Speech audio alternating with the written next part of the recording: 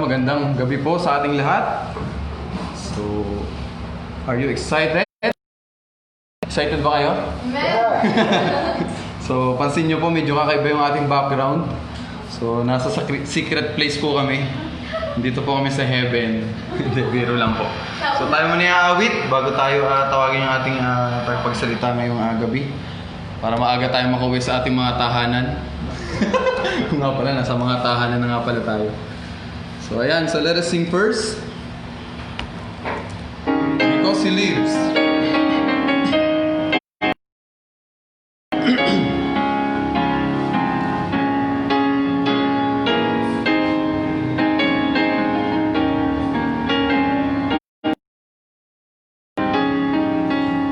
God said His Son. They called Him Jesus. He came to love, heal and forgive. He live and died to buy my pardon.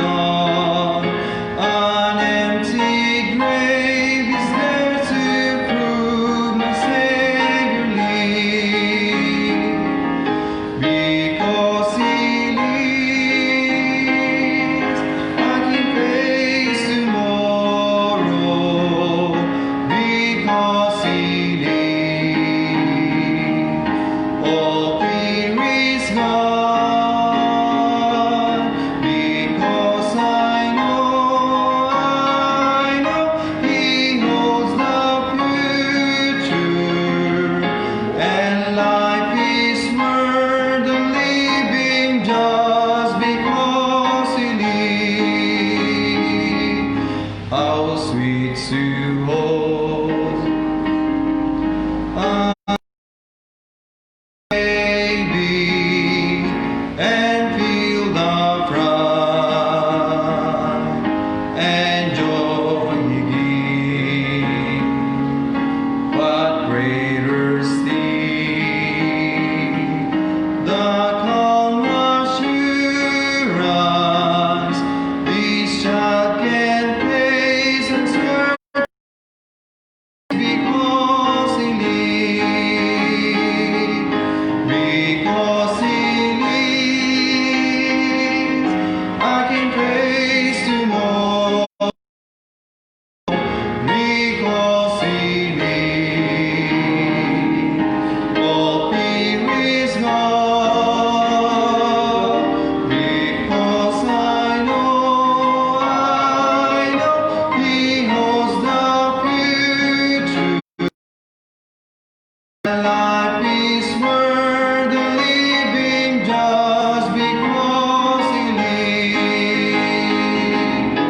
Okay, maraming salamat sa ating pag-aawitan.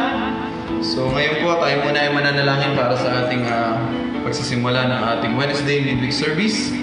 So hello po sa ating 8 viewers. So I hope and pray na okay po yung signal. Kasi 3 na po siya, 3 bar. Tapos medyo tahimik na po dito. Parang nasa heaven.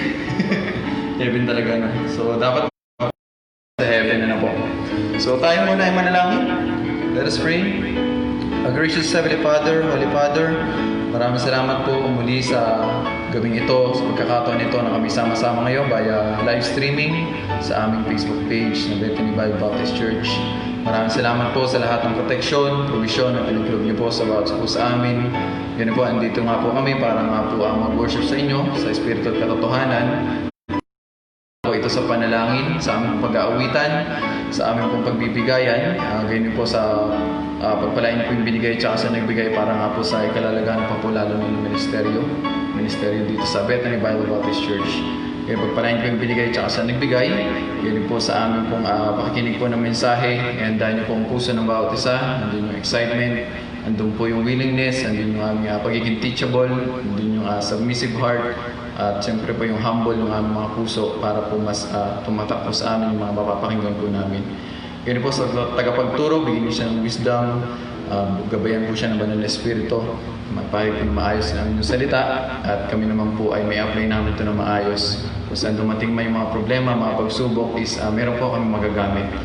Na tunay nga na marami na kami napakinggan, marami na kami narinig, pero ang kulang po sa amin kadalasan is yung application. We are flooding by too much information, by knowledge, but we are starving ng wisdom. Na yung wisdom na nga pong yun, nakukuha lang namin sa pakikinig po ng mensahe. At siyempre dapat nandun po yung ating pananampalataya. Maraming salamat po patuloy namin at kayo pong patuloy tinataas mo na salamatan tayong pangalan ng Panginoong Hesus sa pangyarihan ng banal na Espiritu. Amen. Okay, di ko na po patagalin. Tawagin na po natin ang ating pastor para po sa kanyang preaching ngayon. Amen. Good afternoon po sa inyong lahat, mga Bethanites, at sa ating mga napakaraming viewers. Amen. Nasa 800 na kayo, ah. Dami na. So, medyo maganda po itong ating lugar ngayon. Yung lugar, kaya maganda ang sounds. Naka-aircon din kami, kaya hindi kami naiinitan. Walang asong maingay. Walang sasakyang mga dadaan. At ang kulang na lang po yung maayos niyong pakikinig, focus, yung attention niyo ngayong hapon. So, hindi na rin po natin patatagalin po ito. Buksan niyo po ang inyong Bible. Okay. Handa po yun yung buksan po ang inyong mga Biblia. Meron kang Biblia. Supposed to be, may Bible po tayo, no? Okay. Ephesians 4:30. Isang verse lang po. Ephesians 4:30. So, ihanda nyo lang po ngayon. Mamaya natin babasahin yan. At least naka-ready na kayo yung Bible ninyo. Pero natatandaan niyo ba yung lesson natin last time sa Colossians 2:11?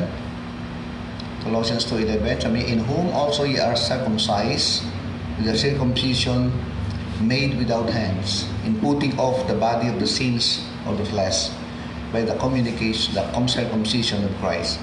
So, kitang-kita po wala talaga dito sa verse na ito na talagang hindi yung soul natin talaga as a believer in the Lord Jesus Christ. Hindi na tayo magkakasala. Kasi hiniwalay na yung ating soul doon sa flesh na yon, para hindi na tayo, ang nagkakasala na lang ay yung ating flesh. Okay? Yung ating katawan. Kaya nga pagka pinagbigyan natin yung gusto natin at hindi ang gusto ng Panginoon, yun, nagkakasala po ang katawan natin. Pero yung ating kaluluwa, hindi na po dahil pag-aaring na ito ng Panginoon, kaya lang nag-grieve ang Holy Spirit. Kaya yan po ang title ng lesson natin ngayong hapon, Grieve Not the Holy Spirit.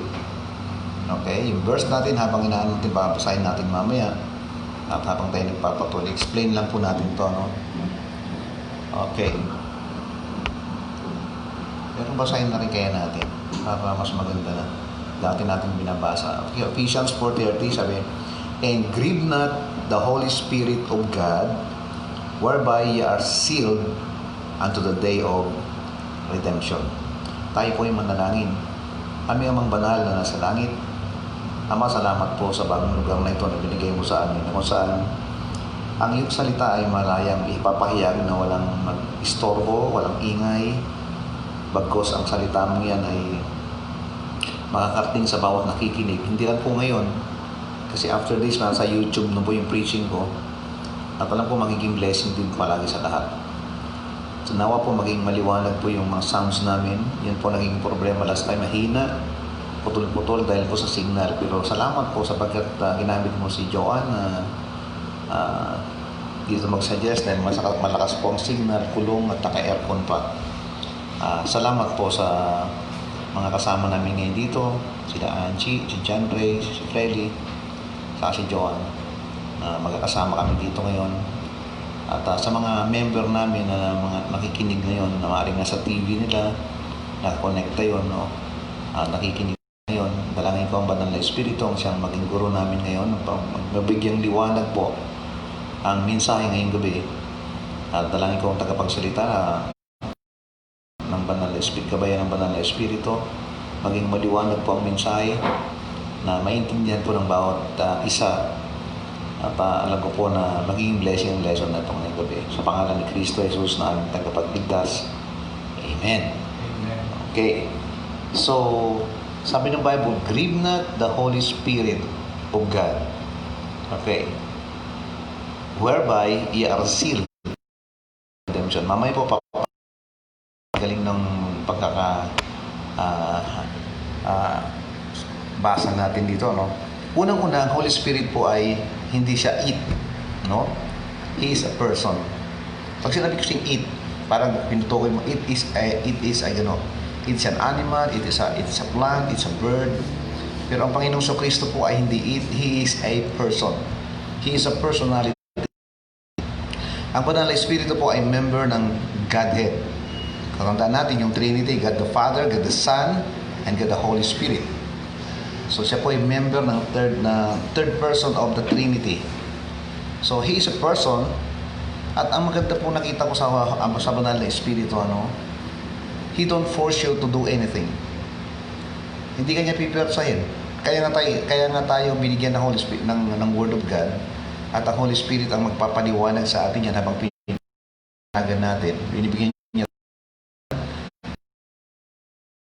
natin. Ang Espiritu, hindi kanya pipilitin na paggawa. Magsasuggest lang po siya sa atin. At kung ito'y susundin na. Ang ayaw niya napipilit. Ibig sabihin niya, huwag kayo nagbibigay dahil kayo napipilitan, huwag kayo nagbibigay dahil kailangan, but giver. Ganun din bawat utos niya. Kagaya kayong mga kabataan nandiyan yan, nanonood ngayon. Sabi ng Bible, children, for this is right. Kung kayo puspos ng Holy Spirit, yan ay sinasabi na ng Bible, nasa iyo kung ikaw ay puspos ng Holy Spirit, kahit anong mali ng magulang mo, magpapasok sa magulang mo. Okay? Maging sa authority mo. So, hindi kanya puwipersahin na gawin mo. He will magsasuggest lang po siya. Okay? Para sa inyo. At bahala kayo kung ito'y susundin nyo. Now, kung inyong babasahin, pag-aaralan nyo yung Bible, i-meditate nyo yung Bible, na inyong, kagaya ngayon, kung i-meditate ninyo, bulay-bulayan nyo, ay maintindihan mo na ang Banal na Espiritu pa lang nagsasalita. Hindi po ganon. Siya po yung nagsasalita.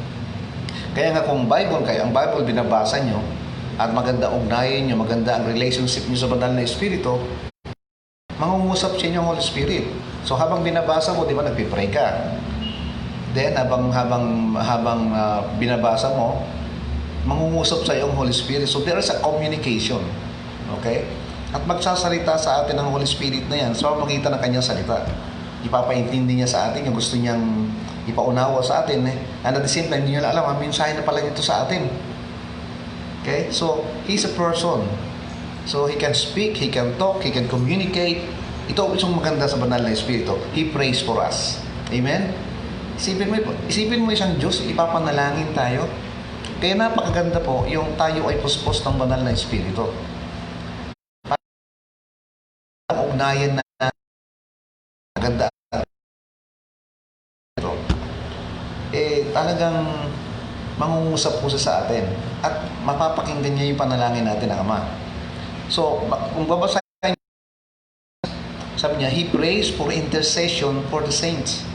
So, sa mga kapwa natin mananampalataya, tayo mga mananampalataya, siya po ang nag-intercession, siya po yung nagmamakaawa sa Ama. Okay?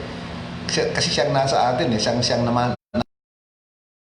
Kaya nga, hindi ako pwedeng mawala sa kalooban ng Holy Spirit kung ako yung madulas. Kaya madapa, babangon agad ako, kaya may 1 John 1:9. So yung malaman lang natin, tayo pinapunta ng Banal na Espiritu, wow, ang lakas ng nanalangin para sa akin. Buhay ko noon.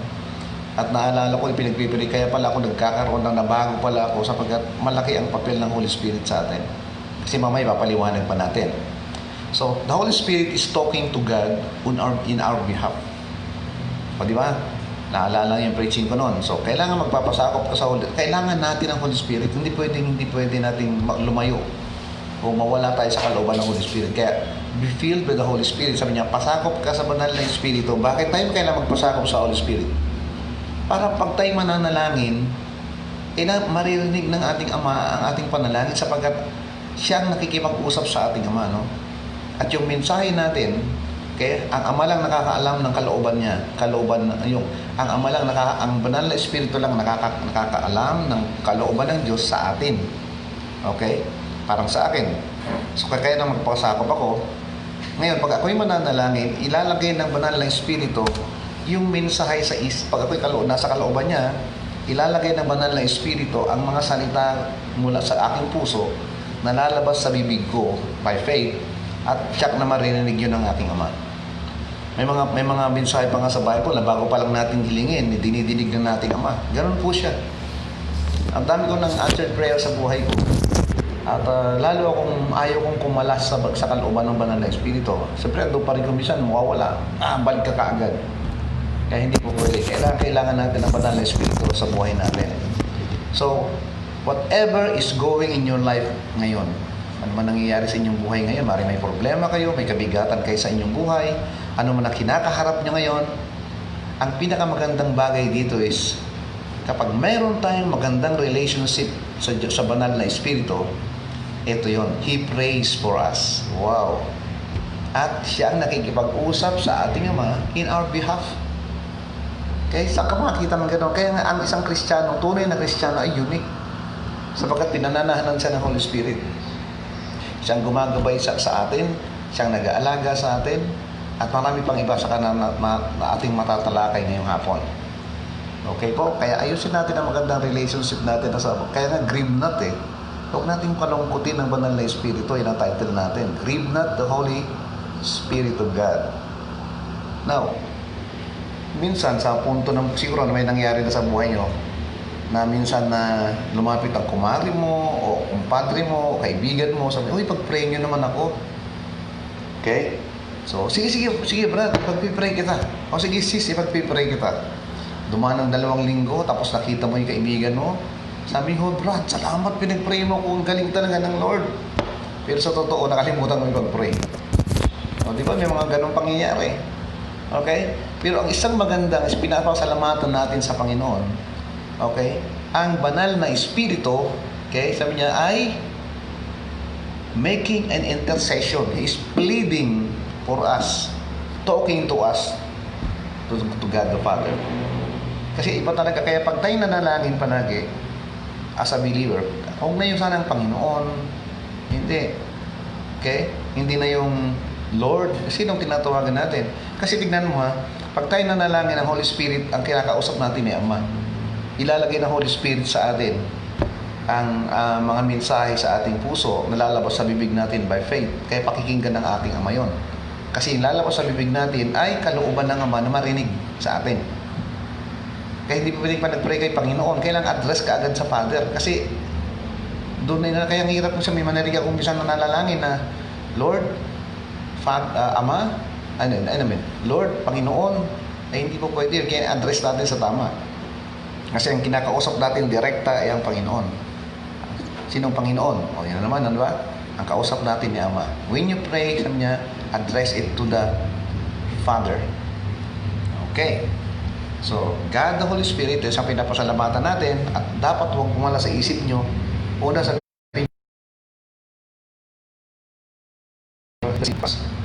Ama. Kayo pala ang tagapagtanggol. So, ang banal na Espiritu ang nagtatanggol sa atin, siyang nagpapaliwanag sa mga problema natin, okay? Siyang kausap ng Ama, siya yung nakikipag-usap sa Ama, okay? Para sa atin. Because the Holy Spirit knows the will of the Father. Diba? Tandaan natin, God the Holy Spirit is the member of the Godhead. Okay? Siya yung third person in the Trinity. So yung God the Holy Spirit, alam niya, He's an all-knowing God also. At alam niya ang gusto ng Ama, ang kalooban ng Ama, at yung kanyang panalangin is in accordance to the Father's will.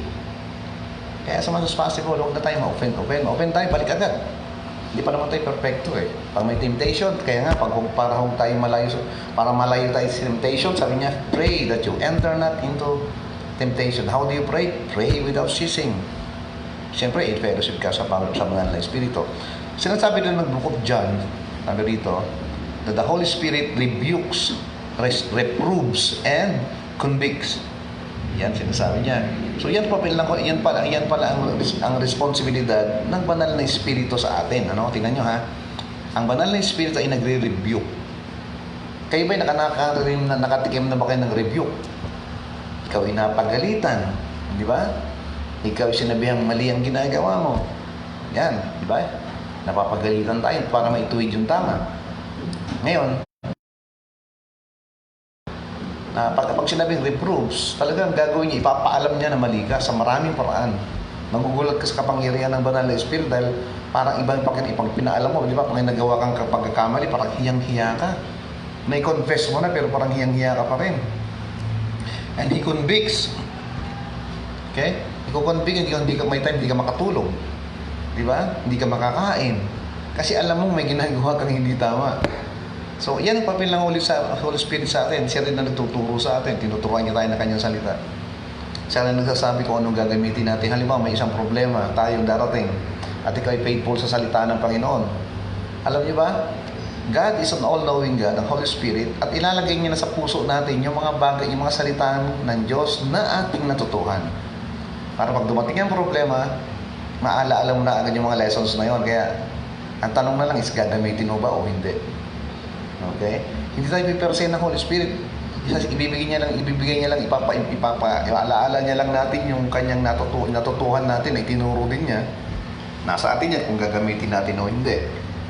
Okay? Pero ang Holy Spirit has the responsibility of convicting us, reproving us, and rebuking if we do wrong. Pagka tayo nakagawa ng mali, maaasahan mo yung na yan, maasahan mo yung rebuking na yan. Kung minsan gagamitin si pastor, kung minsan babasahin mo, kung minsan gagamitin yung mga binabasa mong mga materials, kung minsan nasa bus ka, pati yung mga billboard na nakasalita doon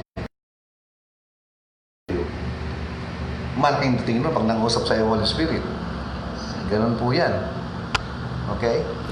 Now, pagka kayo kinig po kayo dito, no?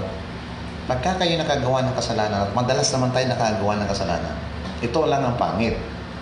Pag patuloy mo itong ginagawa, at paulit-ulit mong ginagawa, at wala kang sense of conviction, walang nagko-convict sa ginagawa mo, okay? Parang hindi ka nahihiya, hindi ka natatakot, parang maayos ang tulog mo, pero nasa kasalanan ka, maayos ang kain mo. Aba, mga kapatid, kailangan suriin mo yung sarili mo kung nasa iba ang Holy Spirit. Dahil kung wala ang Holy Spirit sa'yo, isang larawan niya na hindi ka Kristiyano. Okay? Ulitin ko. Pagka kayo nagagawa ng kasalanan at patuloy mong ginagawa ang kasalanan na yan, at wala kang sense of, wala kang nararamdamang conviction, wala conviction na binibigay sa Holy Spirit, suriin mo ang sarili mo kung nasa ibang Holy Spirit, ibig sabihin, Kristiyano ka ba o hindi. So napakahalagang lesson po ito sapagkat ngayon nabubuhay tayo sa tinatawag na kaya marami ng tinatawag na advanced na technology tayo ngayon dito, no?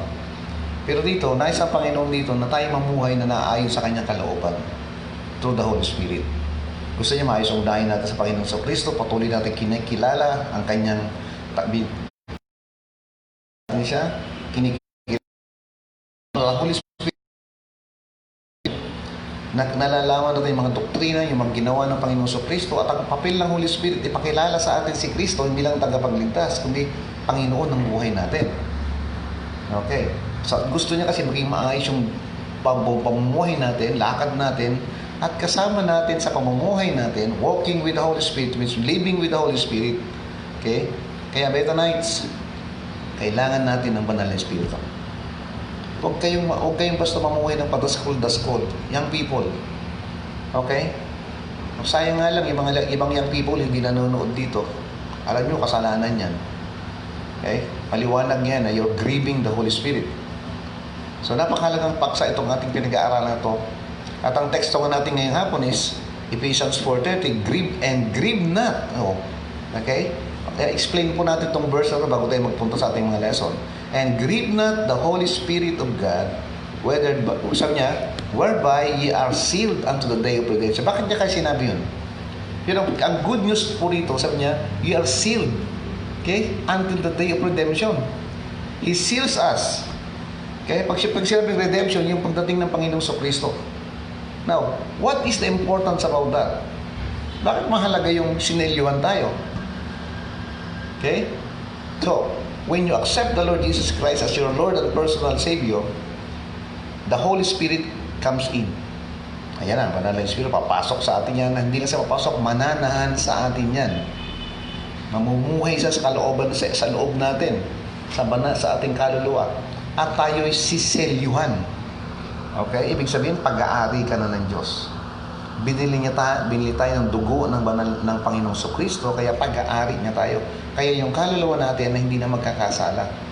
Kaya nakalagay ito, nagkaroon ng tinatawag ng Colossians 2:11, nagkaroon ng spiritual circumcision, inihiwalay tayo. Okay? Inihiwalay tayo sa ating katawan, sapagkat ang nagkakasala ngayon, yung katawan natin. Kaya sabi ng Bible, huwag magkasala ang katawan ninyo. Pero pag hindi ka Kristiyano, ang katawan mo at ang kaluluwa mo ay nagkakasala. Yan ang kahalagahan ng ikaw yung makakilala kay Kristo bilang tagapagligtas. Kasi pag nakilala mo ng Panginoon Kristo, tinanggap mo siya bilang tagapagligtas, tinalikuran mo yung mga dati mong paniniwala, tinalikuran mo yung dating mga ribulto mo na pinaniniwalaan, okay, sinasamba mo. Ngayon, tinasamba mo ay isang tunay at buhay na Diyos sa iyong buhay. Kaya nasa iyo ngayon, nasa loob mo, nasa kaluluwa mo ngayon, ang banal na Espiritu at siyang nananahan sa iyo ngayon. Now, what is that mean?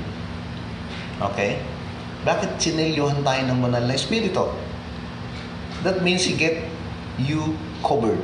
Ikaw ay kanyang tinakpan. Di ba pag meron kang isang pagkain, nagtakpan mo para huwag masira, tinara mo yung gate para wala makapasok. Di ba? So, tayo ay kinovered ng Panginoon. Ibig sabihin, He protected us. Hanggang kailan? Sabi niya, until the day of the Lord Jesus Christ comes. So, wala tayong dapat ikatakot. Nasa COVID tayo ngayon, nalalaman mo yung truth na to. Anong dapat mo ikatakot? Kasi sinasabi mismo sa kanyang salita, 2 Timothy 1:7, for God had not given us the spirit of fear. Diba? Sabi niya, I will never leave you nor forsake you. Kaya tayo mga Betanites, mga mananampalataya na nakikinig ngayon, dapat alisin niyo yung takot niyo. Kasi ito maliwanag, kaya bakit sealed tayo until the day of redemption. Ngayon, kung mamatay tayo, di ba ang kamatayan sa isang mananampalataya, isang promotion. Bakit? Sabi ng Bible, absent from the body, face to face with the Lord. May nagtuturo ngayon na isang dating inahanga-ananga namin ni Pastor Guiana yun eh. Galing magturo, Tagalog. Kaya lang, pag namatay daw tayo, doon pa tayo doon sa paradise. Sabi ko, dami yung luturo. Ngayon, dami ng mga turo. So, pero tayo covered, protected until the day of the Lord Jesus Christ. So, He seals us. Ibig sabihin, God knows, ito maganda, ito gustong-gustong parte rito. Sinilyuhan pala tayo ng Panginoon dahil alam ng Diyos ang lahat ng issue. Pag sinabing issue, lahat ng difficulties natin, lahat ng katigasan ng ulo natin, alam ng Panginoon yan. Okay? Tayo. At alam niya, bago tayo mabago, mga kapatid, it takes a lifetime to straighten our message tayo. Okay? So, hindi lang natin alam na sinelyuhan tayo dahil para na yun ang langit. Pag tayo namatay, siya magdadala sa atin sa langit. Okay? Pero ang maganda rito is kinovered niya tayo, pinotektahan niya tayo hanggang sa dumating ang Panginoon Kristo. At ang isa pa, habang tayo nasa mundong ito, sinelyahan tayo ng Panginoon kasi alam ng Diyos na yung buhay natin ay magulo. Okay? Ang dami niyang aayusin. Kasi andyan yung pagtigasan ng ulo pa natin kasi mayroon tayong old sin nature eh. So, kinakailangan na ma-overcome natin lahat yan. At siyempre, kaya may dumarating mga problema sa buhay natin. Kaya lahat tayo may mga problema, di ba? So, alam natin, ngayon natin maunawaan mga kapatid na kaya tayo sinelyuhan para alam ng Diyos na habang tayo nabubuhay, sabi niya, habang tayo nabubuhay sa mundong ito, it will take lifetime to straighten our messy in life. So, He sealed us. Isipin mo ako, bago ako halos na bago ng Panginoon eh. Ilang taon na ako. Nung ako elementary, sabi nagkita-kita kami ng aming mga kabats, bully daw ako nun. Okay? Tapos high school ako, dami kong kalokohan, kagaguhan. College, ganun din. At even siyempre, nung makakilala na ako sa Lord, doon pa lang kumilos. Okay, kaya ako medyo, kahit may asawa na ako, dami pa rin bagay na hindi ko gusto. Na sana sabi ko, sana bago ko nag-asawa, sana malago na muna ako sa pananampalataya. Pero matanda naman na ako. Wala sana akong apo ngayon. Pero ang maganda, sinilyohan ako ng Panginoon hanggang ngayon para baguhin ako, idiretso ang aking buhay. Lahat ng mga dapat baguhin sa buhay ko ay mabago. Ngayon, hindi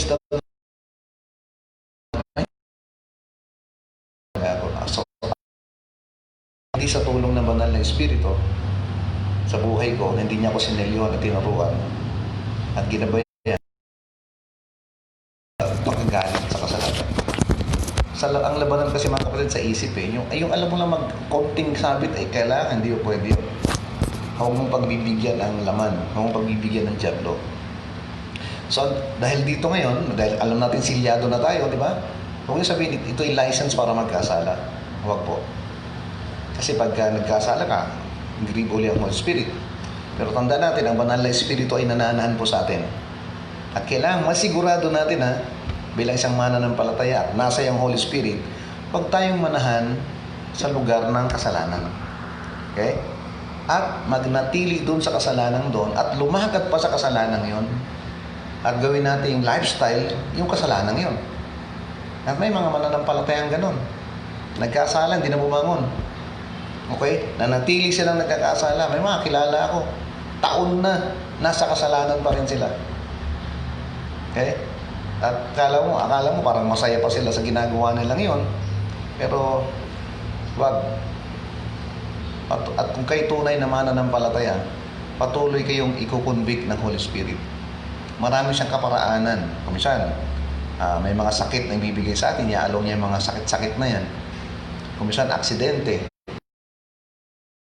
Hindi ka makatulog. Kumisan, magulong isip. Okay? Kung talagang Krisyano ka. So, naniniwala ako, if you do not choose right, mali, kung nakikinig kayo, kung kayo nabubuhay sa mali at sa kasalanan, mapapabilis ang punta niyo sa heaven. Bakit? Pag hindi ka pa niya kukunin, baka lalo lang maging worse ang buhay mo dito. Lalo ka lang sasama. God is an all-knowing God. May maganda ang plano ng Diyos para sa atin. Perfect ang plano ng Diyos para sa atin.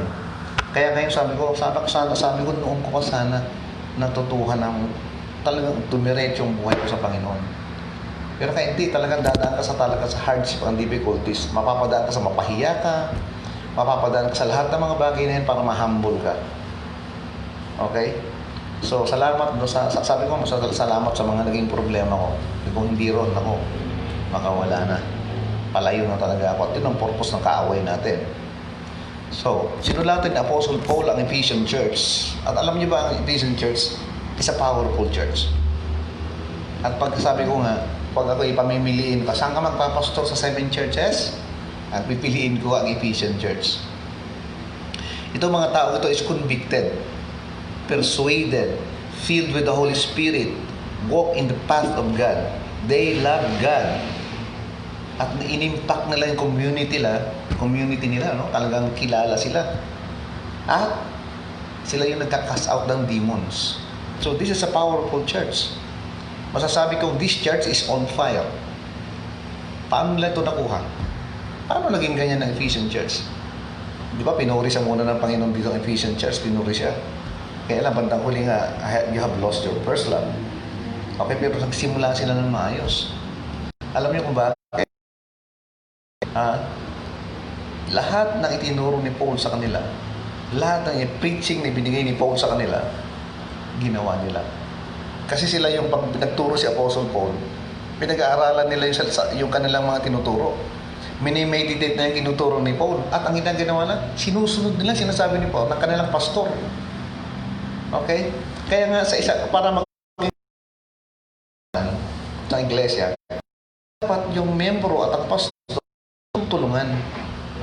Ang pastor nag-aaral niya kung ano yung tama mula sa Bible, what the Bible says. At ang miyembro naman, dapat kinukuha yun. Ang problema ngayon, nasa panahon na tayo ng malayo na talaga ang puso natin sa Diyos dahil sa dami ng ginagawa ng Diablo para ilayo tayo sa Diyos. Pero ang ginawa ng Diyos, ang ginawa niya ngayon, tinanggal na lahat yung ngayon para bigyan tayo ng pagkakataon, mga kapatid. Okay? Malaki ang magagawa ng banal na Espiritu habang tayo nandito sa pandemic na ito. Nagpapasakop ka sa Kanya at nagpapalago ka, nagpapalalim ka sa pananampalataya. At ito yung panahon para kausapin natin ng Panginoon. Through the Holy Spirit, siyempre, no? Papasakop ka. So dito, believe ako nga sa kanila, sabi, buti pa ito talagang nakikinig sa pastor nila.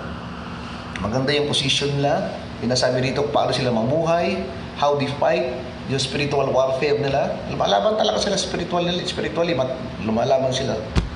Okay? Nagkakasap nga sila ng demon dito eh. Yung spiritual warfare. Yet, tinan mo ha, kahit nasabihin natin sila ay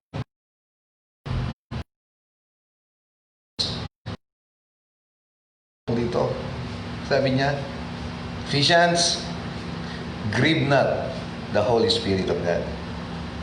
Okay? Bakit kaya niya sinabihan to? Kasi sabi, I'm telling you, Ephesians, grieve not the Holy Spirit of God. Alam mo bakit sinabi ni Paul? Kahit na powerful church sila, hindi pa rin sila perfect church. There's no such thing as perfect church. Because there are things are going on in their life sa ibang miyembro. At sinabi niya, you are grieving the Holy Spirit. Kaya kung minsan, mga miyembro natin pagka kayo miyembro ng simbahan natin, pag nakapunta ka sa ibang simbahan nakikita nyo lang yung maganda hindi mo na yung nakikita yung ilalim. Kung kayo mismo ay sinusuri natin yung sarili natin, nakikita nyo yung sarili natin, hindi yung saan ka pumunta, saan ka pupunta. Pagpunta mo ron, pagpunta mo sa, kaya may din-develop ako isang message natin is sabi niya, don't turn back, don't go back. Amen. Kaya hindi pa lang natapos gusto ko talagang maging ma-concise ko talaga yung message na yun para sa ating lahat. Lalo na ngayon. Di natin alam kung ano mangyayari after pandemic na to. And I hope na huwag naman sana mag-end ng World War III. Mas gusto ko pang pandemic na to kaysa World War Pero ang maganda rin, protektahan tayo ng at anong oras tayo mamatay. Okay? At hindi niya hayaan na bago dumating yung mga tatakan na yan, ang 666 na yan, wala na tayo dito. Mayroong mga yung tinamag, ingat kayo sa panonood sa mga YouTube ho. Yung mga palayo na talaga sila sa truth. Okay? Yung mga tinatawag mga mega church, walang nagpipreach ng ganito sa kanila doon. Walang nagre-rebuke. Baka umalis sila Meron pang nagtuturo na walang rapture. Sipin mo yan. Usap kami ni Pastor Lena. Ano ba? Ganyan. Yung ating ginhangang kagaling mag-preach. Nakita pa namin kasi nung sa lamay Abay sabihin, hindi pala naniniwala sa rapture. Tinuturo ang rapture, pero hindi siya naniniwala sa rapture. Iba yung kanyang paniwala. Na pag namatay, wala sa langit, diretso ka muna dun sa pambihira. Sa paradise, doon ka daw muna. So, I'm telling you, grieve not the Holy Spirit because there are things are going on in your life. And He said, you're grieving the Holy Spirit. Bethanites, pag may ginagawa kayong mga bagay na hindi ayon sa banal na Espiritu, you're grieving the Holy Spirit. Okay? Mabigat yan. At kung minsan ba hindi kayo makatulog? Minsan ba kayo ba hindi mapakali? Bakit ganon? Mamay, magugulat pa kayo dito. Sabi, hindi. Grabe. Kaya pala nag-grieve pag nag-grieve ang Holy Spirit, that means you're out of fellowship with God. Grieve means to make Him sad. Okay? Tandaan natin, the Holy Spirit is a person. Okay? Is a personality. Kaya tandaan natin, bakit akala ko ba Diyos yan perfect? No. Ito yung, di ba, naalala niyo yung lesson natin about anthropopathism? Level niya sa atin na hindi salita ng Diyos, ibinababa niya yung mensahe natin na ang Diyos pala nag-grieve kasi sinasabi niya nalulungkot kasi na-expect na binili niya tayo ng kanyang dugo Nagdusa ang Panginoon Kristo para sa atin. Nanahan siya para tulungan tayong lumagot maging matatag. Tapos, gumagawa pa tayong kasalanan. So, grieve means to make Him sad. Isipin nyo kapatid, pag nagkakasala ka, kahit lang tampo, kahit selos, kahit sama ng loob, kahit anong iniisip, kasalanan sa isip, o may sinabi ka, you're grieving the Holy Spirit. You make Him ino-offend mo ang Holy Spirit. Kasi nakanya-kasakay sa Bible, no? To make Him uneasy. Hindi siya makakilos sa buhay mo eh. Kasi hindi siya makagalaw. Out of fellowship ka kasi. Ang namumuna sa iyo, yung flesh. So to give Him distress. Isipin mo, nadi-distress ang Holy Spirit. To be sorrowful, which means nalulungkot talaga siya ng gusto. So, ibig sabihin, may mga bagay na nangyayari sa ating buhay. Okay? At nagiging dahilan upang ang banal na espiritu ay mag-grieve o malungkot. You make Him cry. Kaya tayo, no? Sipin mo, ang laki ng maitutulong ng Holy Spirit sa atin. Pero mas binibigyan niyo yung pansin ng sarili niyo. Ang gusto ng Holy Spirit, maging lumago tayo, maging matatag tayo, gusto niya tayong turuan, gusto niya i-train, equip niya tayo. Okay? Pero hindi siya magagawa. Gawa ng ang tayo ay nasa laman. Out of fellowship tayo. Kasi nalulungkot. Yung plan, yung trabaho niya na tayo turuan, patatag. Hindi niya magawa sapagkat ibang puwersa ang gumagamit sa atin. So, kaya sabi ni Paul sa church ng Ephesians, sabi niya, you can grieve me, grieve other people, but you cannot grieve. He is also telling us na sa ating ngayon, mga beta knights, yung mga hindi nakilig ngayon, you're grieving the Holy Spirit in you. Okay? Yung mga habang nagpipreach ako, yung ganyan, nakikipag-text kayo sa inyong mga kaibigan. Yung salita ng Panginoon, makinig kayo dito sa verse na to. So what are you doing that causes Him to grieve? Okay? Anong ginagawa natin para sa ibang lungkot? Ano? Sabi, look at Psalms 95 verse 10, mga kapatid. Psalms 95 verse 10. 40 years long was I grieved with this generation. Ito yung mga Israel. And said, it is a people that do ill. Pag sinabing ill, meron silang, they behave badly. In their heart, gumagawa sila ng mali sa kanilang mga puso. Hindi tama, kasalanan. And they have not known my ways. Yan ang unang first level ng grieve ng Panginoon. Kapag hindi ka na nag-aral ng salita ng Diyos, pag binaliwala mo ang salita ng Diyos, hindi mo malalaman ang kanyang mga gawi. Hindi mo malalaman yung gusto niya, hindi mo malalaman yung ayaw niya, okay? Hindi mo maintindihan yung mga pangako niya. Yun, kaya sabi niya dito, nalungkot ang Panginoon dito sa henerasyon ng Israelites. It is a people that do err in their heart, and they have not known my ways. Kaya pagka kayo hindi nakikinig ng live preaching natin, maliwanag na you are grieving the Holy Spirit. Okay? Nakakahiya sa Panginoon. Imbis na tayo biyayaan ng Panginoon dito, mawawala ang biyaya natin. Ganyan. Kasi ang kikilos sa atin, ang diablo, ayaw ng diablo na tayo ay i-bless ng Diyos. Kasi pag na-bless tayo ng Diyos, ibig sabihin sumunod tayo sa kalooban ng Diyos, at hindi makakilos naman yung isang pwersa sa atin.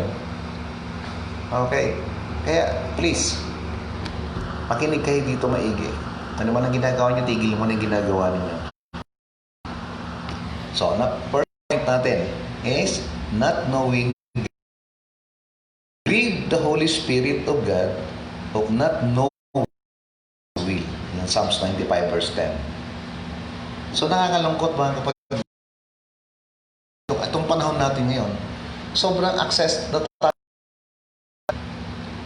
kaya andiyan yung internet, andiyan yung YouTube na magagamit natin para mag-aral ng kanyang salita. Ang daming mga preaching na tama dyan. Kaya lang, yung mga decision na ginagawa natin, yung mga choices natin, is opposite to God's ways. Kabaliktaran ng mga gusto ng Panginoon. Imbis na mag-aral ka ng kanyang salita, sa'yo, TV ka na lang. Okay? Mag-text ka na lang, imbis na reviewin mo yung mga lessons natin. Ito rin yung panahon ng pagpapalakas. Ito yung panahon na pagpapalago. Ito yung panahon na pwede mailapit natin ang sarili natin sa Panginoon through the Holy Spirit and through His Word. Kasi malapit na siyang dumating, kapatid. Napakaikling panahon na lang. Sabi mo na, after 2 years, masasabi ko after 2 years, hindi natin ako, ibilis ng Panginoon, mamaya, dumating na siya. Ano ang sasabihin nyo? Tao ngayon sa Diyos. Mas importante na yung mga young people, importante yung mga barkada nyo, mga young people, importante yung mga Facebook nyo, yung chat-chat ninyo. Kailan yung binuksan ng Bible ninyo? Yung lessons, ng take note kayo. Wala. So, napaka-importante na nasa atin na lahat ng pagkakataon para magpasya, magkaroon ng desisyon na hindi, ngayon ko hahanapin, ngayon ko kailangan malaman ng mga ways ng Panginoon. Okay? Kaya ang pangit yun not knowing God's wisdom, yun ang point natin, number 1. Hindi mo alam yung mga karunungan ng Panginoon sa atin. So, parang sinasabi ng Panginoon nito, God says, I'm looking at you.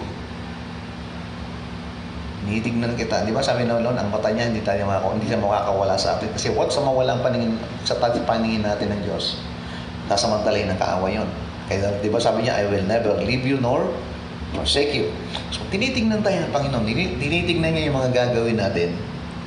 Kapag nakita niya yung decision natin, yung ating choice na lumakad na kabaliktaran ng kanyang mga gusto o mga ways niya, nag-grieve na po ang Holy Spirit.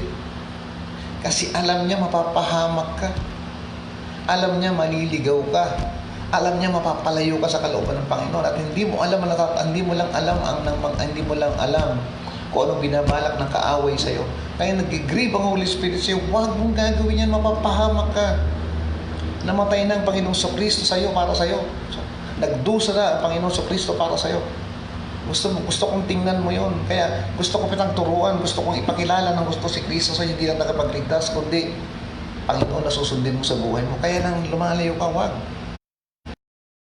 Alam na ng Holy Spirit kung ikaw yung magdidesisyon, alam niya ang choices mo, all-knowing siya. Ngayon, pag nakita niya na medyo palayo ka na, pipiliin mo yung hindi tama, kabaliktaran ng gusto niya, nag-grieve ng Holy Spirit. Ang tindi, ano? Kaya, hindi ka nag-aaral ng kanyang salita. Alam niya, makikinig ka ngayon. Interesado ko o hindi. Spirit, hindi ka interesado, you grieve the Holy Spirit. Na malaman mo ang wisdom ng Panginoon. So, I can say our church is a teaching church. I'm trying my best para turuan kayo by drawing. So, your pastor is trying to teach you. Pero kung minsan, madalas sa atin, nasa tayo, nasa church pa tayo, absent kayo, late kayo, hindi kayo ma-attend. Or, nasa church kayo, pero nasa compound kayo ng church, pero nasa labas kayo ng auditorium. Para panahon ng preaching, wala kayo. Alam niyo ba?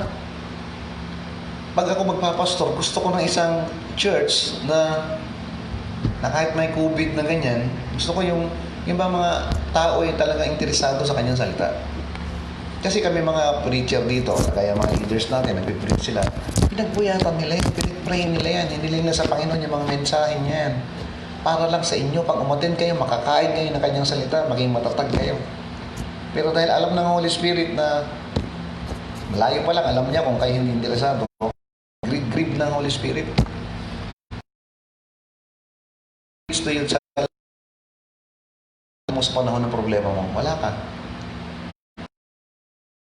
Kahit matagal ka ng mananampalataya, kahit na umatras ka lang, parang kang panggatong yan eh. Pag ikaw yung nasa gatong, na talagang magkakasama, maapoy yan. Pero pag inalis mo yung panggatong doon sa apoy, baga, usok, bandang huli, uling na lang. Okay, lalayo sa salita ng Panginoon. Aalangan yung lesson natin about salt.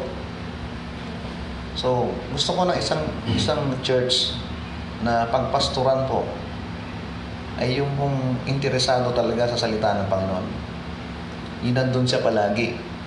Nakikinig na paglabas ng hindi lang sa titigil hanggat hindi naintindihan, uuwi siya, dala-dala niya yung mensaheng yun at handang gamitin dito sa kanyang bahay.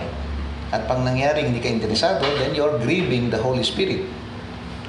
Okay, tulad ng verse na ito. Tingnan nyo ha, parang ganito. Don't be unequally yoked together with unbelievers. Alaka, kayo mga young people, may nanliligaw sa'yo. O alam mo namang unbeliever yung nanliligaw o lumiligaw sa'yo. Lalo na bang wala kang karapatan lalo nang wala kang karapatan, ibigay mo cellphone number mo sa kanya. Yan ibig sabihin ng don't be unequally yoked together with unbelievers. So, kailangan pa ba lang natin palawakin yung verse na yan? Paliwanag na don't be unequally yoked together with unbelievers. Pag-chat-chat dyan, o kaya naghahanap kayo ng kung ano-ano, alam niyo namang hindi Kristiyano yung kausap ninyo, huwag ibigay yung impormasyon sa inyo. That's violation of the Word of God. Nag-grieve ang Holy Spirit sa iyo. Hindi wala siyang magawa sa iyo. Hindi i-bless ka, hindi kanya i-bless niyan. Maliwanag to, nag-grieve ang Holy Spirit sa iyo. You're grieving the Holy Spirit because you don't know His ways. Yan ang mga ways yan, di ba? Don't be unequally together with believers. Sa mga young people natin, obey your parents in the Lord, for this is right. Ayun ang ways ng Panginoon. Husband, love your wife. Wife, submit unto your husband. So marami sa atin sa church, 5 taon, 10 taon, 20 years na. Pero marami pa rin sa atin na hindi mabago. Bakit parang malaming hindi na bago? Okay, umatin. Masabihin mo na hindi tama, offended na agad. Mayroong hindi nagustuhan, offended na. Okay, mayroong hindi nasaktan ng konti, offended na. Kung saan-saan na gusto, lilipat na ng simbahan, hindi mo nasisimba. Hindi ganun. Nagpakita lang na out of fellowship ka. Hindi ka control lang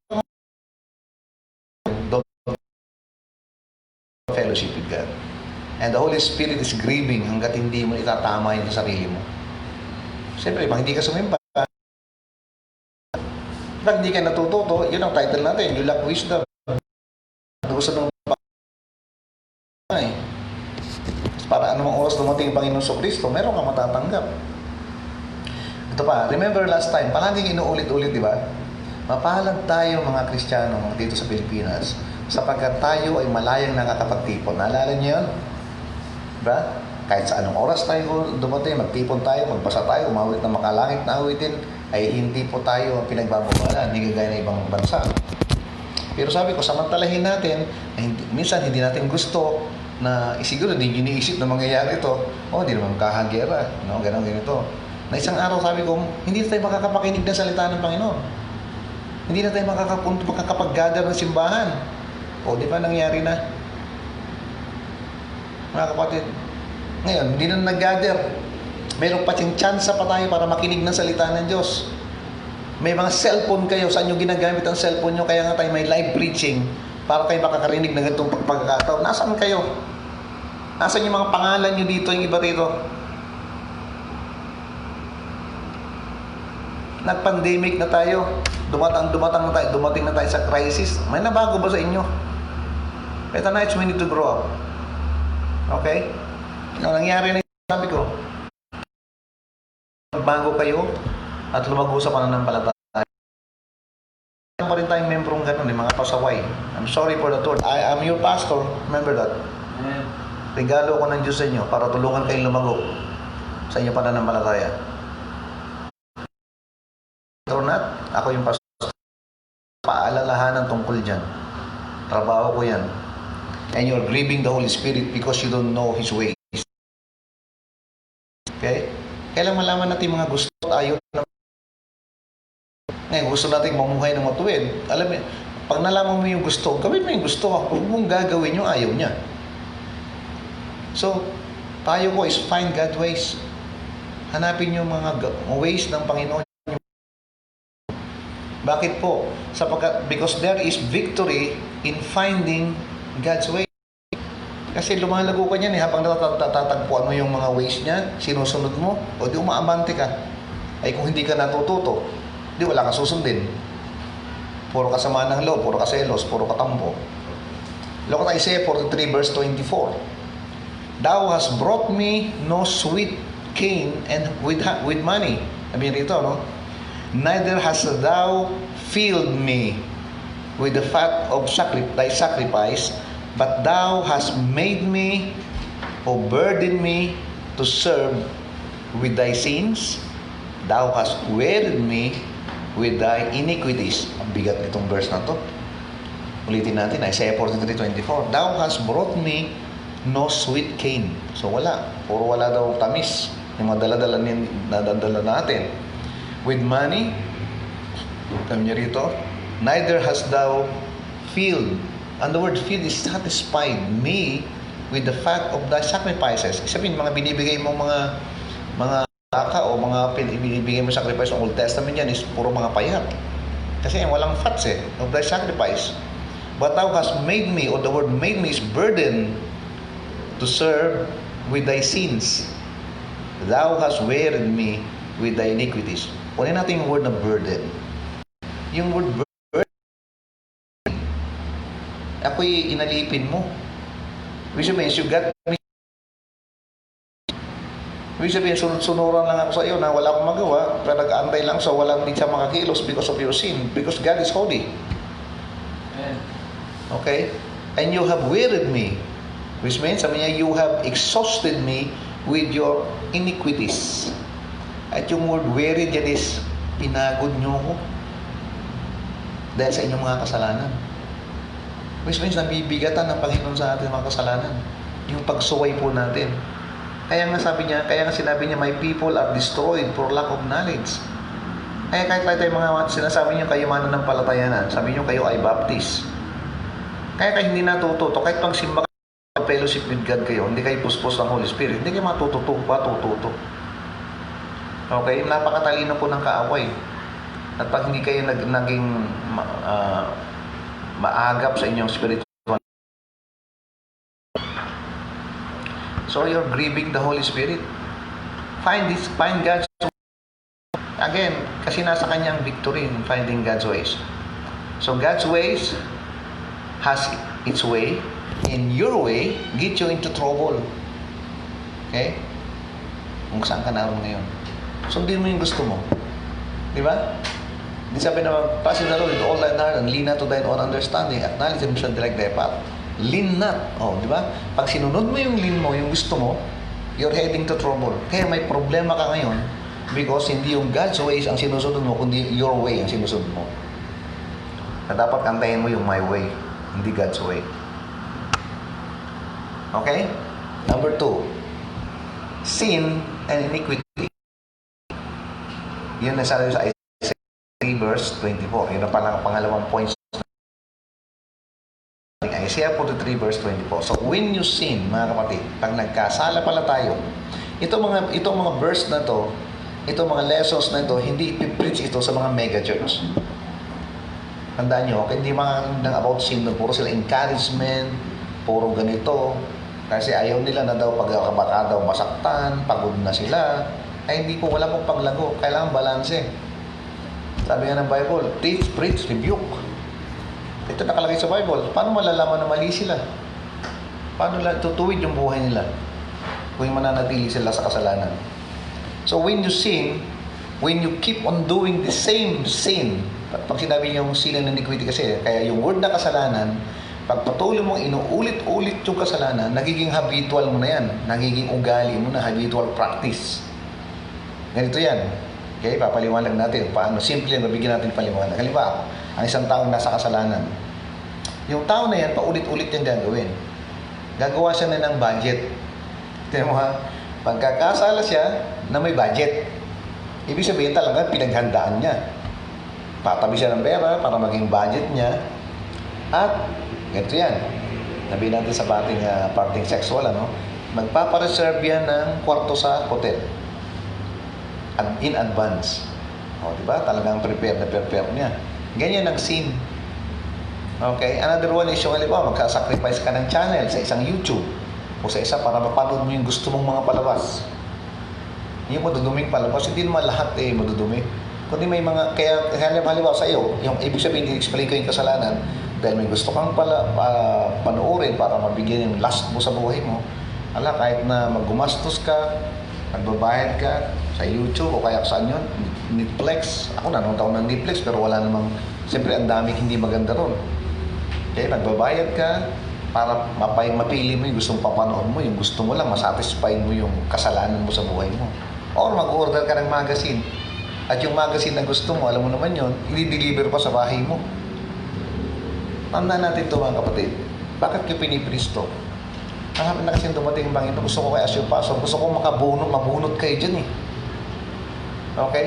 Sabihin niyo, wala namang ginagawa. Manood kayo. Di ba pag hindi ka raw nag-aaral ng Word of God, nag-grieve ang Holy Spirit, ibig sabihin, nasa kasalanan kayo. Pag walang paglago nangyayari sa buhay natin. At dahil doon ang mga kasalanan sa buhay natin. So, isa pang bagay na gusto kong matutunan, sin never satisfied. Okay? It always take you farther and farther away hanggang gusto mo. Kung gaano kalayo o gaano katagal, hanggang gusto mo, mananatili ka sa kasalanan. And it's grieving the Holy Spirit of God. Hindi siya makakilos eh. Kaya nag-grieve siya. Wala siyang magawa. Kagaya ngayon, ano mangyayari itong pandemic natin? Di ba, iyakan yung mga walang trabaho? O, wala silang sweldo, wala silang gagawin. Yun ang Holy Spirit din, wala siyang magawa kasi ang trabaho niya sa atin, turuan tayo, gabayan. So ngayon, nag-grieve siya. Kapag tayo nasa tama, nire-rebuke tayo, di ba? Kahit sa kalooban ng Panginoon, na-rebuke tayo. Ngayon, kare-rebuke niya, wala pa rin talab sa'yo. You know, Betanites, we need the Holy Spirit. Kailangan natin ang banal na Espiritu sa buhay natin. At sa pa, sabi niya ito, you wearied me. And the word wearied is, you tired me with your iniquities. And the word iniquities there is immorality. Okay? What is iniquities?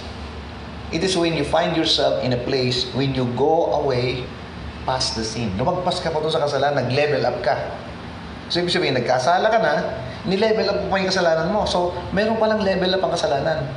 Sa spiritual na buhay natin, meron din tayong level up. Young men to adult. At ang kasalanan, may level up din pala ito. Okay? It is when you find yourself in a place go away past the sin. The Bible perversity. Okay? Perversity. Yung bang, kasi medyo may mga Kristiyano kasi matitigas sa ulo, ipipilit yung gusto nila. Parang ito, parang example natin. Kunwari, nanood ka ng pornography, may asawa ka. Pag pinapanood mo yung pornography, yung may asawa mo, yung pinanood mo sa video, ang tawag yun iniquity, ni-level up. Kasala ka na nga, ni-level up pa yung kasalanan mo. And that's iniquity. When you take sin to another level, and you are wearing him out, and God is saying, I keep waking you up. Paggising mo, buhay ka pa. Ang sinasabi ng Diyos dito. Paggising mo, buhay ka pa. Kasi ginising pa kita eh. Another chance. Pag nahulog ka, may chance ka palagi sa akin. Hindi lang ako God of the second, the third. Marami akong chance na binigay sa'yo. Nagbubukas ako para sa'yo para magkaroon ka ng opportunity. Okay, nagugulat ka, saan nanggagaling ang trabaho mo? Bakit may mga taong tumatanggap pa rin sa'yo?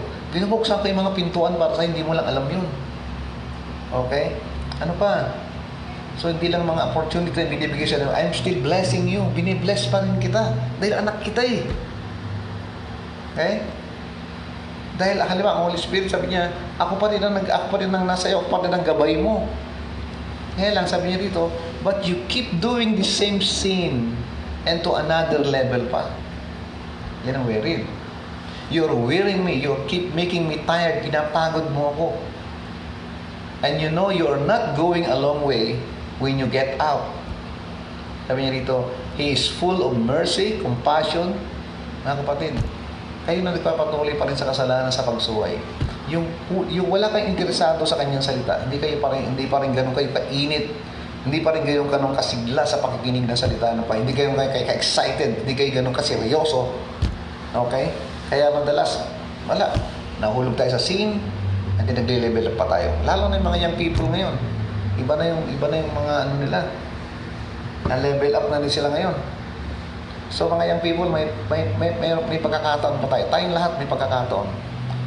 Tandaan natin, ang Diyos ay punong-puno of mercy. He's full of compassion. He is God with lahat na yata ng pasensya binigay sa atin. But you get to a point where you make Him tired. Make Him wearied out. Kaya huwag natin dalhin ang Diyos sa isang punto na sabi niya, pagod na ako sa iyo. Alam kayo, nakalagay dito sa Bible, nakalagay yung word wearied.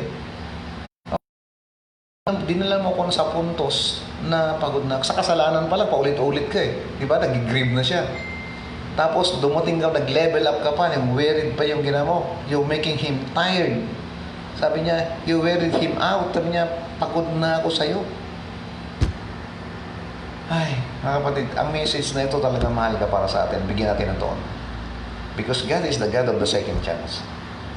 Third chance. I'm so glad that we have a God who loves us. Amen? Ang Diyos mapagmahal pa rin. Kahit na mali na yung ginagawa natin, ano?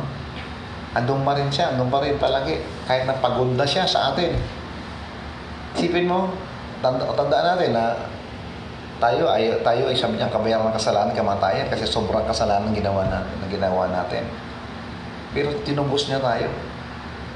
At ngayon, mananampalataya na tayo, kaya niya tayong i-repair. God can fix us. Magsisiling tayo sa ginawa nating kasalanan. Andiyan ang 1 John 1:9. Aminin natin yung ginawa natin. Bigyan mo ko ng another chance. Ayaw ko nang datnan mo ako na ganito ako. Gusto kong dumating ka na ako interesado sa Word of God. Seryoso talaga ako. Parating. So, kailangan mag-alis kayo. Magbawas kayo ng oras niya sa TV. Magbawas kayo ng oras niya sa Facebook. Magbawas kayo ng oras niyo sa kanyang salita. Yeah. Ang hirap yung mga kapatid. Kasi kailangan, sabi ko, ito'y panahon para magsiguro tayo. Na kung tayo ay Kristiyano, hindi. Okay? Kasi kung Kristiyano ka talaga, imposible na hindi ka mabago.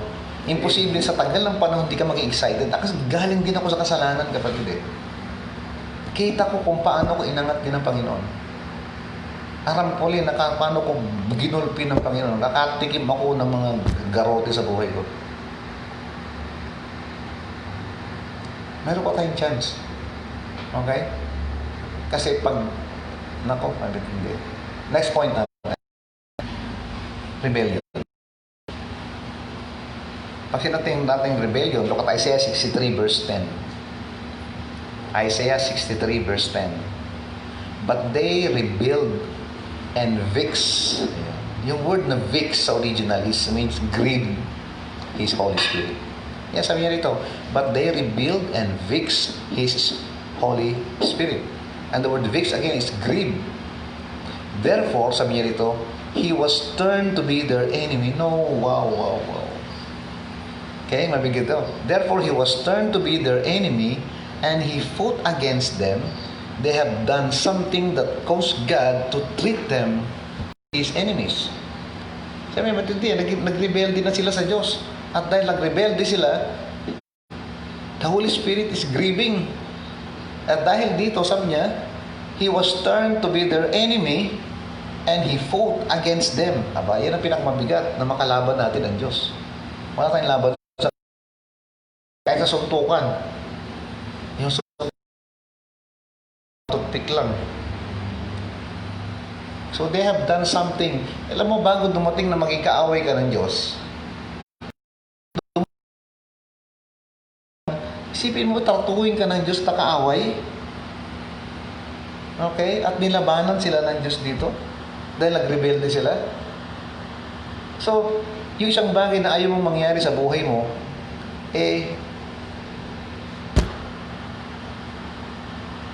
God to be fighting against you. Ikaw mismo kalabanin ng Diyos.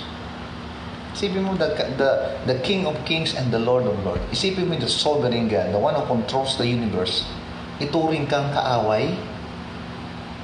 May matindi. Because of grieving of the Holy Spirit. Kasi pag patuloy kayong gumagawa ng kasalanan, mga kapatid, hindi lang kasalanan, babagsak, mali-level up ka, di ba?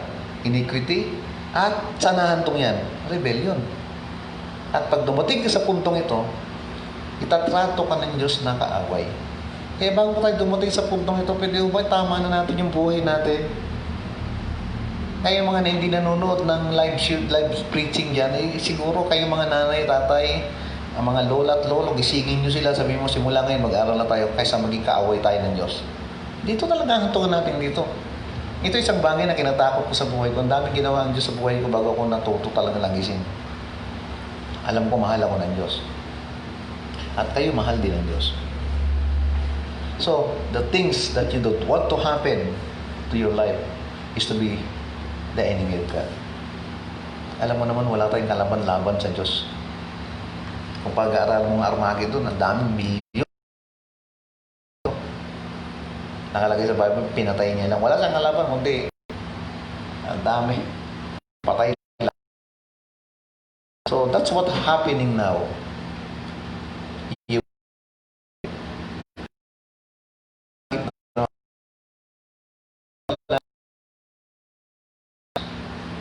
Okay? Rebelling against Him. So, grieving the Holy Spirit. Remember this. You cannot win against God. Okay? Wala tayong magagawa para manalo tayo sa Panginoon. Pero dito, it says they rebel against God. Rebel means to become bitter. Okay? Sabi ng bitter, talaga, ikaw mismo. Nagalit sa Panginoon, sa umaalog mo sa Diyos. Samantala, ikaw matigas ang ulo. This is an important thing, Napakahalagang bagay itong dinidiscuss natin to. And I want you to hear this. Listen to this.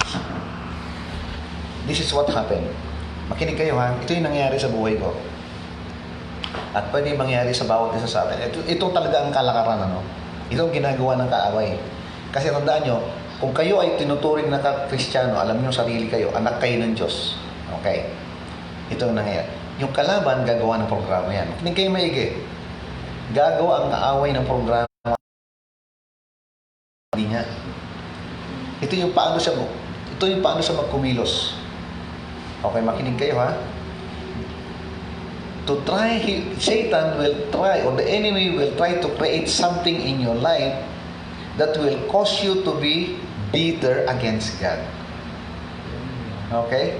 Gagawa ang kaaway sa buhay mo para ikaw ay maging rebelde sa Diyos. Or gagawa siya ng sitwasyon na tatanungin mo ang Diyos. Magda-doubt ka ngayon sa existence ng Panginoon. So, nice, ang diablo, kung ang sa buhay natin, ang diablo gusto niya na yung magagawa sa okay? There's something happening in every day of your life. Kailan i-monitor, kasi pag tingnan mo, pag prayer call ka, at ikaw ay nasa panig ng Panginoon, ang mamomonitor mo yung nangyayari. Pag ako nga nag-pray, sabi ko, ano kayong gagawin ng Diyos dito? Sa pray ko. Pag hindi nga alam, hahantong ka sa isang ganito, makakagawa na sa iyo yung kaaway. At yung sitwasyon sa iyo na papayagan ng Diyos, na gagawin ng diablo sa buhay mo, ay dadaling ka sa araw-araw na ganyan, Huli ngayon, bakit niya pinapayagan? Okay? Bakit ito nangyayari po sa akin? Why? Bakit? Yan ang gusto ng kalaban. Makinig kayo. Okay? The enemy wants you to question God. Nais ng kalaban na questionin natin yung pagdudahan natin ng Panginoon. Tingnan nyo, makinig kayo. When you start entertaining this question, okay, pag ini-entertain mo na yung mga tanong sa isip mo, bakit? Makinig. You are moving to a place of becoming bitter against God. May kilala ako niyan, kapatid. Hanggang ngayon, di pa nakakabangon. May nangyaring mabigat na problema sa kanya noon. He is questioning God. Tagal niyang nakabangon. Dami niyang tinatanong, hindi kanya tanggapin. Hindi niya kayang tanggapin sa buhay niya, sa looban niya. Kaya nangyari para sa kanya. Kaya Kaya nga kailangan nasa fellowship kayo palagi. Kailangan nasa gabay kayo ng Holy Spirit. Kailangan natin ng Holy Spirit. Kung hindi, makakagawa kaaway sa buhay ninyo. Amen? Amen. Okay? Question na sa buhay nyo. Kasi may mga nangyayari sa buhay nyo, gawa ng diablo yan, no? Na pinapayagan naman ng Diyos. At pag nagsimula na kayo magtanong-tanong, magduda-duda tungkol sa Diyos, mahal ba mo ng Diyos? Bakit yan ang gusto ng diablo? Kakargahan ka palalo. The enemy wants you to question God, and when you start entertaining this question in your mind, you are moving to a place of becoming bitter against God. Okay? Pero huwag kayo mag-alala. May sasabihin ako sa inyo. I have answers for you pag ganyan. Okay? Now, here is what happened when you accept the confidence and trust in the Lord. Di ba sabi niya? Trust in the Lord. In spite of what happened, trust in the Lord with all thine heart, with all thy soul, with all thy might. Ngayon, pag pinanatili mo yung tiwala mo at kumpiyansa mo sa Diyos, okay? Tinanggap mo sa puso mo yan at tiwala mo sa Panginoon sa Kristo, the Lord Jesus will come of recognizing, ano yun? Kailangan makilala mo sa sarili mo that He allows these things to come in my life. Okay? Ganun yan. Pag may dumating na problema, matindi, okay na mag-question kasi ang daming question, magkabilang tanong-tanong yan. So, kailangan makilala mo lang na ganito sa sarili. Tanggapin mo sa sarili mo. Dahil may tiwala ka sa Diyos, may kumpiyansa ka sa Panginoon, sabihin mo sa sarili mo na pinayagan ng Diyos ang mga bagay nito sa buhay ko. Okay? Somehow or another, before these things is over, something good is going to happen. Okay? So, nasa positive side ka. Ulitin natin, ano? Halimbawa, sabihin na, dumating sa problema mo, nagtatanong-tanong ka na. Pero bago, halimbawa, dumarating na yung sandali ng nagka-question. Sabi ng lesson natin ngayon, na may maganda kong balita sa'yo. Para makikipapunta na sa impyerno. Pero may nagsabi sa'yo, hindi ka pa mapunta sa impyerno, may pagkakataon ka pa habang ikaw'y buhay. Sabihin mo sa kanya na, si Kristo lang daan, okay? Ikaw hindi pupunta ng impyerno, sapagkat meron na nagdusa para sa'yo, may namatay para sa'yo, kaya naglibing at sinabuhay na muli dahil sa iyong kasalanan. At kung hindi sa kanyang dugo na nabuhos sa krus ng Kalbaryo, hindi mapapatawad yung kasalanan. So pag yan na naintindihan mo yung ginawa ni Kristo sa buhay mo, yung tinatawag na gospel, hindi kayo maliligtas, kapatid. At ganoon din dito, dumating yung problema sa buhay mo, no? Sa halip na ikaw mag-question ng bakit? Kailangan tanggapin mo ang Diyos. Kailangan isipin mo yung kumpiyansa mo, yung tiwala mo sa Panginoong sa Kristo, na dinalakan niya sa lugar nito at kinikilala mo ito, na pinayagan niya ang mga bagay ito na mangyari sa aking buhay, personal. Okay. Bago matapos ito, may magagandang bagay na mangyayari mula sa mga problema ito. O, diba? Hindi ka na nagtanong-tanong, inasahan mo na siya. Now, pwede akong umiyak, pwede akong malumuha, okay? I can shed my tears kung ano yung nangyayari sa buhay ko. But, when all is over, pag ito'y tapos na, something good is going to happen. Amen.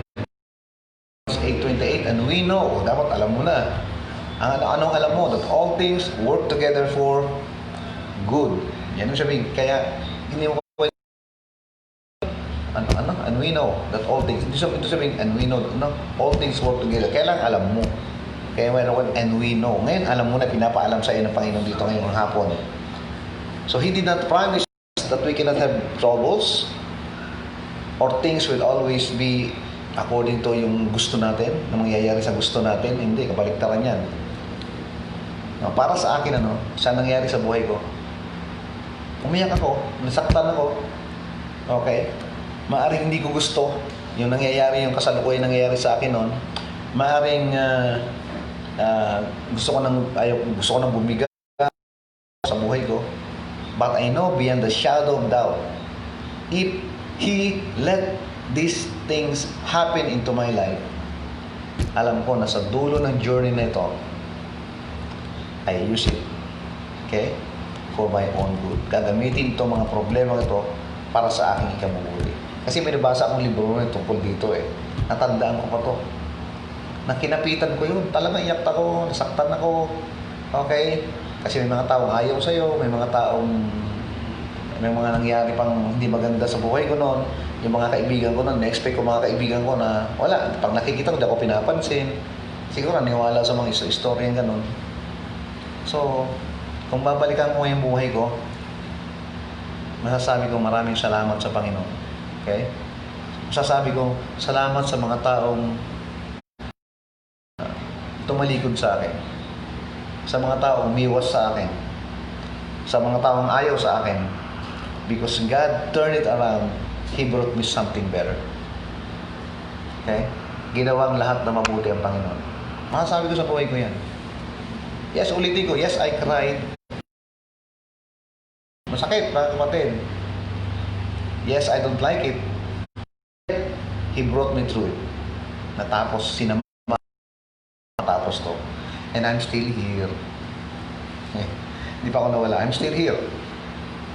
Okay? Living for my Lord Jesus Christ. Hindi ko makakalimutan na iniligtas niya ako. Pero nilinis niya ako. Hinugasan niya ako.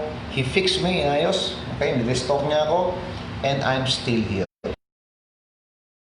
Kaya maraming salamat sa banal na Espiritu. Kung kayo hindi magpapasakop sa Holy Spirit palagi, susundin niyo yung gusto niyo, pag nagka-problema kayo, mahirapan kayo. Pinili kong huwag magalit talaga nun, huwag mainis, huwag akong sumama ang loob. Noon, hindi ako sumama ang loob sa mga tao. Nasaktan ako. Hindi ako sumama ang loob. So some of you, there are things going in your life and you grieve God. Okay? May mga nangyayari sa buhay nyo ngayon and you are grieving God. Learn His ways. Kaya nyo ginagawa yan kasi hindi nyo alam yung mga ayaw at gusto ng Panginoon. So alamin natin. So make choices and your decisions. Yung choices nyo, gawin nyo para sa Kanya. Yung decisions nyo para sa Kanya, hindi yung palayo sa Kanya. At pag ginawa nyo yung choices nyo at saka decisions nyo palayo sa Kanya, you are grieving God. So you have to learn God's way. Some of you, ilan sa atin, ay may nasa kasalanan. At hindi lang pa in your life, level up pa. And they are taking you deeper and deeper level because you want sin in your life.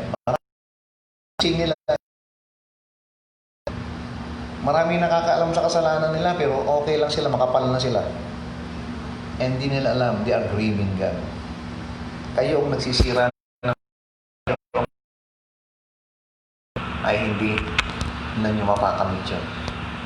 That's why this message, dalawang araw kong tatlo, halos tatlo.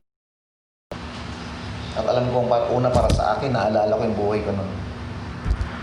At mahal kayo ng Diyos, kaya may message na ganito. Huwag tayong abutan ng nasa kasalanan tayo, kamatayan o yung second coming na Panginoon sa Kristo. So yung Isaiah 1:8, gusto ko to eh. Sabi ng Panginoon, may problema ka, nagiglib ang Holy Spirit, lumalalim ka na sa kasalanan, mayroon pang chance. Sabi ng Isaiah 1:18, come now and let us reason together, saith the Lord.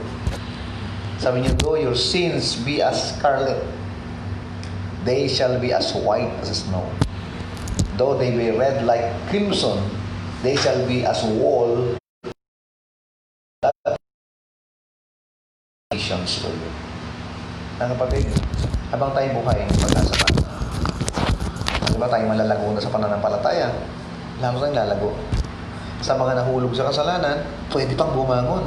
Buhay pa tayo eh. At may plano pa ang Diyos para.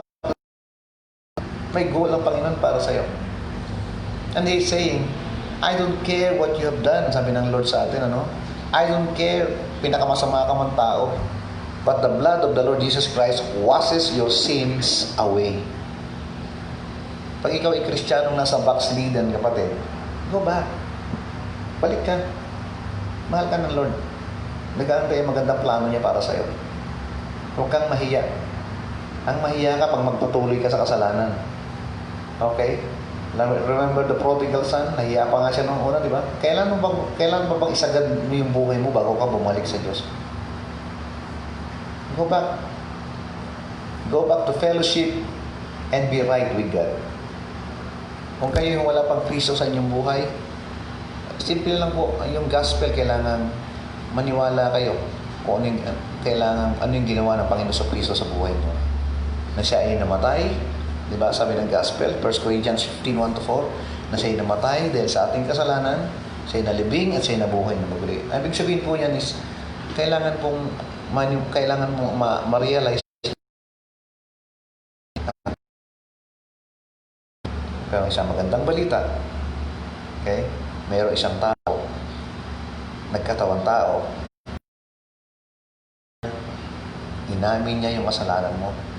Siya ay namatay para sa iyo, nabuhos yung dugo niya sa krus sa Kalbaryo para bayaran yung kasalanan natin. Okay? Para malinis, para tayo mapatawad sa ating kasalanan. At pag yan ay naunawaan mo, kapatid, magkakaroon ka ng pananampalataya. At yan, tutulak sa iyo, magtiwala ka sa Panginoon sa Kristo na siya ay namatay dahil sa iyong kasalanan. At sabi mo sa uli, Panginoon sa Kristo, nagsisisi ako sa aking kasalanan. Tinatalik. Okay? Wala kang ibang Diyos ngayon kundi kayo. Tinatalikuran ko yung ribulto ko, kung na aking sinasamba, tinatalikuran ko yung aking relihiyon, na aking inaakalang tama. Tinatalikuran ko lahat yan. At ngayon tinatanggap kita, niyayakap kita, Panginoon sa Kristo, bilang aking tagapagligtas at Panginoon ng aking buhay. Yan ang nangyari po ng Banal na Espiritu, siseluan ka ng Holy Spirit, yung lesson natin na kanina.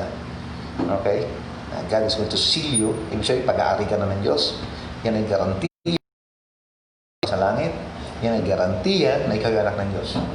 Sabi sa John 1:12, ang lahat ng sumampalataya at tumanggap kay Kristo, sila yung binigyan ng kapangyarihan maging anak ng Diyos. O, di ba? Anak ka ngayon ng Diyos. Dati anak ka ng Diablo. 2 Corinthians 5:17, ang sino bagong nilalang ka na. Bakit? Nagkaroon ng spiritual circumcision. Colossians 2:11. Inihiwalay ka sa laman upang manatili ka na pag-aari ka ng Diyos na hindi ka magkakasala. Kaya nag-grieve ang Holy Spirit pag nagkasala ka, pero yung kaluluwa mo hindi nagkakasala. Ang nagkakasala yung laman mo. Okay? Kung kayo po ay naintindihan nyo lang, ay pwede kayong manalangin ngayon sa inyong kwarto, saan man. Okay? Sabihin niyo, Panginoon sa Kristo, inaamin ko na ako'y makasalanan. Salamat, Panginoon sa Kristo, na ikaw ay umako, nagdusa, at namatay para sa aking kasalanan. Ako po'y naniniwala dyan na ang dugo mo yan ang nagbayad sa aking kasalanan. At nagsisisi ako ngayon sa mga mali kong paniniwala, mali kong samba. Ngayon wala akong ibang sasambahin kundi kayo, Panginoon sa Kristo, na magiging Panginoon ko sa aking buhay. Okay? Manag po yan. Sigyado ng Holy Spirit, naging anak ka ng Diyos, bagong nilalang, pag namatay ka sa langit, pero habang nandito ka sa lupa, gagabayan ka ng Banal na Espiritu para lumago sa mga gitan ng kanyang mga salita. Okay mga kapatid? Wow. Huwag natin i-grieve the Holy Spirit. Okay?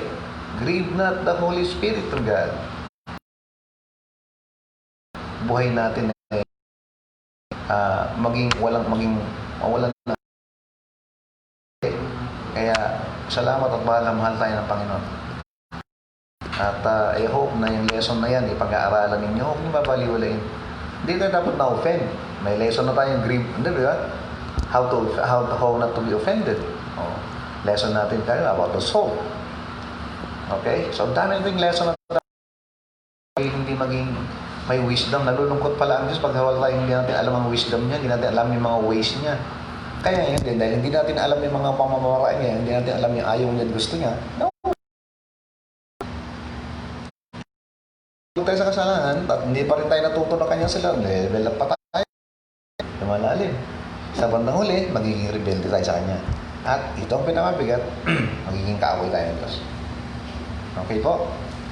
So I hope na at least nakita natin kung gaano pa tayo kamahal ng Diyos. Kahit saan niya, kahit ang dumi mo, kahit ang laki ng kasalanan mo, halika, come, and let us reason together.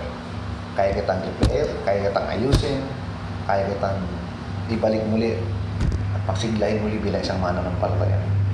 Maniwala ka lang, tiwala ka lang. Amen po. Amen. Okay, ang ganda ng lugar natin. Ang ganda ng malakas ang signal, tahimik. Oh, thank you so much. Answered prayer yan. 18 Oh. viewers. Okay? 17 viewers. So, mga kapatid, I hope na yung mga hindi nag-view sa atin, nag-grieve ang Holy Spirit sa inyo. I'm going to pray for you. So, may this lesson na nakinig.